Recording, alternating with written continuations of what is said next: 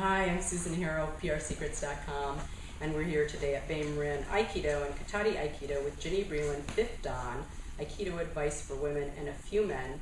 And today, Ginny is going to focus on the Aiki sword. Well, thank you, Susan.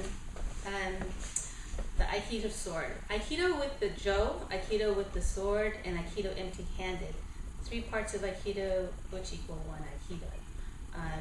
The study of the relationship of the body and these weapons is known as Riai, and it's something that's stressed in Iwama style Aikido. We started from when we're beginning, we give them immediately the sword and the Jo to play with, to train with, and so that hopefully eventually the weapon becomes ingrained in the body. So when you have the sword in your hand, you assume a kamae stance, which is the stance of having the weapon in your hand. When the weapon is gone, your body still assumes that shape. And so what you have in your hand is empty, but you still feel like you have a weapon or Jo, sword or Jo in your hand. Okay, and why is that important? It's it expands you, and you become less confined to your physical self, for one. Raising the sword. When you raise the sword, it looks something like this. Okay? So up here, this. When we're empty-handed, we raise the same way, like this. Raise. Okay? And what's not really easily seen is we think that the raise starts right away like this, but there's actually a little bit of an outward movement. So the circle begins at the bottom and raises to the top. Big circle out and around. And why is that really important? When our uke is holding us, say with 2 hands, the feeling here is physiologically we want to lift. And when we do Morote Dori, we try to lift him up. Our elbow goes up, our bicep starts to kick in, and so we're using strength.